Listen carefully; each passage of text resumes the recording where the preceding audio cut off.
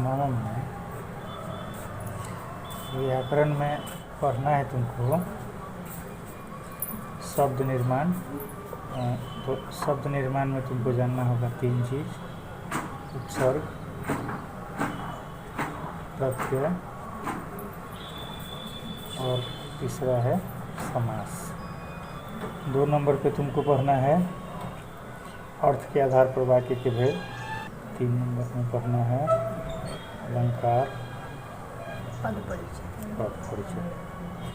फिर से एक बार जानो, हिंदी की पढ़ाई किससे शुरू हुई? वर्ण से। वर्ण से क्या बना? शब्द बना। शब्द से क्या बना? पद बना। पद से क्या बना? वाक्य बना। और वाक्य से हमको जो भी करना है वाक्य का सहारा लेकर के निबंध लिखें, पत्र लिखें, यानी इससे अब भाषा का निर्माण हो गया। इसके आगे वाक्य से क्या बन गई? भाषा। मौखिक या लिखित भाषा जिसको हम कहते हैं। वर्ण को मिला के शब्द बना लिए। कहीं वर्णों के सार्थक समूह को शब्द कहते हैं। वर्ण से शब्द बन गया। अब यहाँ तुमको पढ़ना है, ये जो तुम्हारा टॉपिक है, जो तुम्हारा विषय है, वो क्या है? शब्द निर्माण। शब्द कैसे बनाए? तो एक तो हो गया कि वर्ण को जोड़ लिए, शब्द बन गया। हम करते क्या हैं कि हिंदी में बहुत सारे शब्द बना भी लेते हैं। उत्पत्ति के आधार पर शब्द के चार भेद बताए गए होंगे: तत्सम, तद्भव, देशज और विदेशज। ठीक है। और तुम पढ़ी होगी विकारी शब्द, अविकारी शब्द, सार्थक शब्द, निरर्थक शब्द। इसके अलावे हमारे यहाँ जैसे विदेशज शब्द जो है, बाहर से शब्द आ गए हैं, विदेशी भाषाओं के शब्द हमारे हिंदी में हैं। तो ऐसे देखा जाए तो हिंदी के पास अपने शब्दों की संख्या जो है, अपने शब्दों की संख्या माने मूल शब्द जो हुए कम है, लेकिन हिंदी में शब्द निर्माण किया जाता है, बनाया जाता है। तो वैसे हिंदी के पास बहुत सारे शब्द हो गए, तो इसीलिए सबसे समृद्ध भाषा कही जाती है। माने अंग्रेजी में तुम के लिए भी यू, आपके लिए भी यू, लेकिन हिंदी में इसी के लिए 2 शब्द है, तुम भी है और आप भी हो। ठीक है। अंग्रेजी में एक यू। वही अंग्रेजी में आई, खाली आई लिखते हैं तो आई का मतलब मैं, ई वाई ई लिखते हैं तो आई का मतलब 8। दोनों को पढ़ते क्या है? आई। दोनों को अंग्रेजी में क्या पढ़ते हैं? आई। लेकिन हिंदी में एगो के लिए मैं, एगो के लिए 8 2 शब्द है। पर्यायवाची शब्द की बात करें तो हिंदी में बहुत सारे पर्यायवाची शब्द मिलते हैं, नहीं, लेकिन अंग्रेजी में देखा जाए तो इसी आई का सिनोनिम यदि खोजने के लिए कह दिया जाए तो मिलवे नहीं पड़ेगा कि आई का सिनोनिम क्या। तो हिंदी समृद्ध भाषा है। हिंदी के पास बहुत सारे शब्द हैं, इसलिए समृद्ध भाषा है कि इसके अपने शब्द भी हैं, बाहर से भी इसमें आए हुए हैं, नहीं, और ये शब्द बनाती है। हालांकि शब्द अंग्रेजी में भी बनते हैं, यही उपसर्ग, प्रत्यय, प्रीफिक्स, सफिक्स लगा करके अंग्रेजी में भी बनाया जाता है, नहीं। अब देखो, शब्द निर्माण जो है ना, शब्द निर्माण लगभग हर विद्यार्थी को आता है। शब्द निर्माण करने सब विद्यार्थी को आता है, लेकिन वो जानता नहीं है कि हम क्या कर रहे हैं। हम शब्द का निर्माण कर रहे हैं, ये वो जानता नहीं, लेकिन आता है सबको। जैसे हम एक शब्द लिखते हैं लड़का, तो लड़का से और शब्द क्या क्या बनाया जा सकता है? हाँ, लड़की एगो निर्माण हो गया। नहीं, तो लकड़ी अलग शब्द हो गया ना। इसको इधर उधर करके नहीं बनाना है, इसी में कुछ हेर फेर कर देना है, कुछ जोड़ देना है, कुछ घटा देना है, कुछ जोड़ देना है, कभी आगे कभी पीछे, कभी इधर कभी उधर, तो बनेगा। तो कहे लड़के नहीं बनेगा, लड़कों नहीं बनेगा, हैं? लड़की लिखे तो लड़कियां नहीं होगा, हाँ? तो एगो लड़का से कई गो शब्द बन गया। वैसे ही मान लो बच्चा, बच्चे, बच्चों, बचपन, हाँ? पुत्र, पुत्री, सुपुत्र, सुपुत्री, कुपुत्र, कुपुत्री होता है? हाँ, काहे नहीं, कुपुत्री होगी तो कुपुत्री होगा नहीं। पुत्री यदि पुत्री में यही कुपुत्र वाला लक्षण होगा तो उसको कुपुत्री कह देंगे। तो बन रहा है, तो ये काम तो लगभग ये काम तो हर विद्यार्थी करता है ना जी। बुढ़ापा, बूढ़े, तो ये काम तो सब कोई करता है, लेकिन अब विद्यार्थी को ही नहीं पता है कि वो शब्द निर्माण की प्रक्रिया के तहत काम कर रहा है। जानने के लिए हम ये नहीं कह सकते हैं कि कोई बच्चा कम जानता है, कोई बच्चा अधिक जानता है। जानकारी के मामले या बच्चे कम जानते हैं, बड़े अधिक जानते हैं। बड़ों के पास थोड़ा सा उसका वर्गीकरण करने की क्षमता आ जाती है, उसका वो विश्लेषण करने लगते हैं, समीक्षा करने लगते हैं, उस पर अपना राय विचार देने लगते हैं, या उसका प्रभाव कुप्रभाव जानते हैं। बच्चे भी, यदि हम किसी छोटे बच्चे को जोर से एक थप्पड़ मारे हैं तो करेगा ना, अरे बाप रे, है? तो बच्चा भी उस शब्द का प्रयोग कर रहा है, अरे बाप रे कह रहा है, लेकिन बड़े लोग जानते हैं कि अरे शब्द जो है वो विस्मयादि बोधक अव्यय है। ये चीज़ वो बचवा नहीं जान रहा है। ऐसा थोड़ा है कि उसका प्रयोग नहीं कर रहा है, वो भी कर रहा है उसका प्रयोग।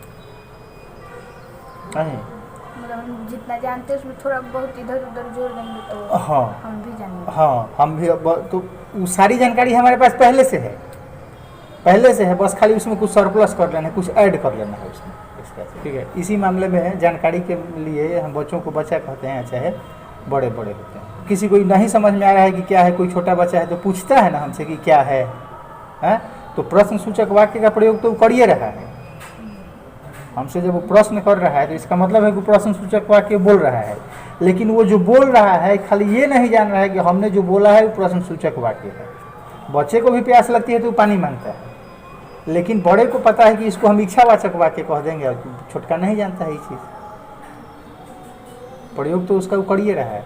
तो वैसे ही शब्द निर्माण सब बच्चे करते हैं। तो अब देखो शब्द निर्माण हम करते कैसे हैं, अब इसका तरीका है। इसका तरीका क्या है कि या तो हम उपसर्ग लगा करके नया शब्द बना लेते हैं, या हम प्रत्यय लगा करके नया शब्द बनाते हैं, या हम समास का प्रयोग करके नया शब्द बनाते हैं। यही 3 गो हमको पढ़ना है। ठीक है, तो इहो 3 गो तुमको नया नहीं पढ़ना है। पढ़ाई के दृष्टिकोण से भी देखा जाए ना, कि पहले से भी पढ़ा हुआ है।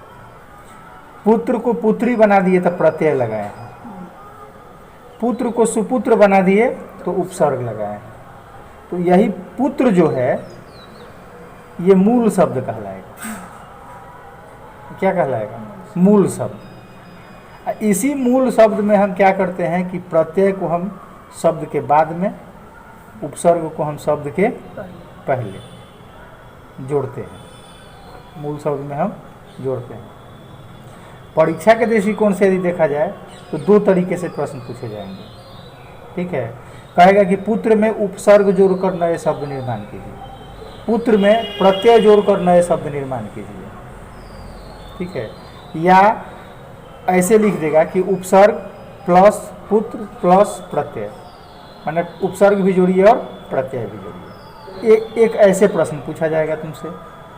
दूसरा लिख देगा, जैसे सपोज सुपुत्री लिख दिया, अब कहेगा कि इससे उपसर्ग प्रत्यय और मूल शब्द को अलग कीजिए, चाहे मूल शब्द को अलग कीजिए। तो ये पहचानना होगा कि मूल शब्द इसमें क्या है, तो पुत्र है। उपसर्ग वे शब्दांश हैं, शब्द नहीं, शब्दांश। वे शब्दांश हैं जो किसी मूल शब्द के आगे जुड़ करके उसके अर्थ में परिवर्तन लाते हैं। अर्थ क्या होता है? थोड़ा बहुत बदल जाता है। प्रत्यय वे शब्दांश हैं जो किसी मूल शब्द के बाद में जुड़ करके या पीछे जुड़ करके उसके अर्थ में परिवर्तन लाते हैं। उपसर्ग और प्रत्यय का अपना कोई अर्थ नहीं है। सु का कोई अर्थ नहीं है, लेकिन सुपुत्र यदि हम कहेंगे तो इसका मतलब क्या होगा? अच्छा। तो इसका मतलब सुपुत्र का मतलब अच्छा पुत्र हुआ, लेकिन इसका मतलब ये नहीं कि सु का मतलब अच्छा होता है। तो ऐसे ही उपसर्ग प्रत्यय वो टीचर पढ़ा रहे थे क्लास में, नहीं, और बच्चों ने ये अपने अंदाज़ा लगा लिया कि सु मतलब अच्छा, कु मतलब खराब। तो उस क्लासवा में एगो बच्चा का नाम था कुंवर जी। तो टीचर जब उससे पूछे ना कि क्या कुंवर जी, तो बोले कि बोलिएगा हमको कुंवर जी सर, आज से आप हमको सुअर जी कहिए। तो इसका मतलब ये नहीं कि उपसर्ग और प्रत्यय का अपना कोई अर्थ होता है, बात समझ गए। वैसे ही जैसे कन्या है, ठीक है, तो कन्या को हम लोग क्या कहते हैं, बहुत अच्छी है तो सुकन्या कह देंगे। दुल्हन को कन्या कहा जाता है, दूल्हा को वर कहा जाता है। तो कन्या को सुकन्या कह रहे हैं, तो वर को क्या कहेंगे? वर को सुअर नहीं कह सकते हैं। हैं? तो वर को यदि सुअर कह दिया जाए तो दूल्हा भाग जाएगा बिना शादी विवाह किए। तो मेरे कहने का मतलब है ना कि उपसर्ग प्रत्यय का अपना कोई अर्थ नहीं। उपसर्ग कहाँ जुड़ेंगे? आगे। प्रत्यय कहाँ जुड़ेंगे? मूल या किसके आगे पीछे जुड़ेंगे? मूल शब्द के आगे और पीछे जुड़ते हैं, ठीक है। जैसे एक शब्द है खर्च। खर्च में हम आ प्रत्यय जोड़ दिए तो क्या बना? खर्चा। यही खर्च में हम ईला प्रत्यय जोड़ दिए तो बन गया खर्चीला। खाट एक शब्द है, तो खाट नहीं, तो शब्द का अर्थ भी तो होना चाहिए। वर्णों के सार्थक मेल को शब्द कहते हैं। खाटी का कोई अर्थ नहीं है, लेकिन ईया प्रत्यय जोड़ देंगे तो खटिया हो जाएगा, खटिया हो जाएगा। मान शब्द है, मान में हम अप जोड़ दिए तो अपमान, मान में हम अभी जोड़ दिए तो अभिमान। तो इसको उपसर्ग को हम कहाँ जोड़ रहे हैं? पहले जोड़ रहे हैं अभिमान, इधर ई जोड़ दिए तो अभिमानी।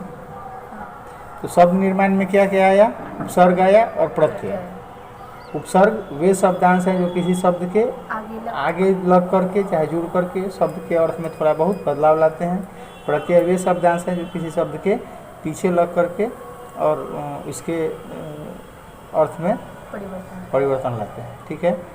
जिसमें उपसर्ग या प्रत्यय को हम जोड़ते हैं उसको हम क्या कहते हैं? मूल शब्द कहते हैं। परीक्षा में या तो हमको उपसर्ग और मूल शब्द में उपसर्ग प्रत्यय जोड़ करके शब्द बनाने के लिए मिलेगा, या कोई शब्द मिलेगा जिससे हमको उपसर्ग प्रत्यय और मूल शब्द को अलग अलग करना है। तो अब क्या है कि हिंदी व्याकरण में कुछ उपसर्ग और कुछ प्रत्यय हैं, ठीक है। तो उस उपसर्ग और प्रत्यय को हमको देख लेना होगा। जैसे उपसर्ग में प्र, प्रा, अप, सम, अभि, अपि, निस, नीर, दुस, दूर इत्यादि आते हैं, ठीक है। तो ये उपसर्ग हो गए। वैसे ही प्रत्यय में आ हो गया, ई हो गया, इया हो गया, ईला हो गया, ठीक है, पन हो गया, ठीक है। तो ये सब जोड़ करके हम क्या बनाते हैं? ये सब मिलेगा हमको प्रत्यय में, ठीक है। इसके बाद है तीसरा 3 नंबर पे क्या आएगा शब्द निर्माण में? समास। अच्छा, मतलब किसी भी मूल शब्द में दोनों नहीं लगता है? नहीं, दोनों लगेगा। जैसे अभिमानी शब्द है, मतलब कभी कभी नहीं लगता है। हाँ, नहीं लगेगा तो नहीं लगेगा, जहाँ लगने वाला होगा वहाँ लगेगा। हाँ, वही मेरे कि देखो, अब ऐसा नहीं कुछो जोड़ करके लिख देंगे। अब जैसे हम पुत्र शब्द, पुत्र का एग्जाम्पल उदाहरण शुरू से चल रहा है, तो अपुत्र थोड़े लिख करके बना देंगे हम। मतलब उसमें जो हम उपसर्ग या प्रत्यय जोड़े तो उस सारे मतलब उस शब्द को मिला के कोई अर्थ निकल रहा है। हाँ, उपसर्ग प्रत्यय जोड़ने के बाद भी जो शब्द बनता है ना, उसका भी अर्थ होना चाहिए, तभी ना। आखिर हम बना क्या रहे हैं? शब्द का ना निर्माण कर रहे हैं, शब्द का ना हम निर्माण कर रहे हैं जी।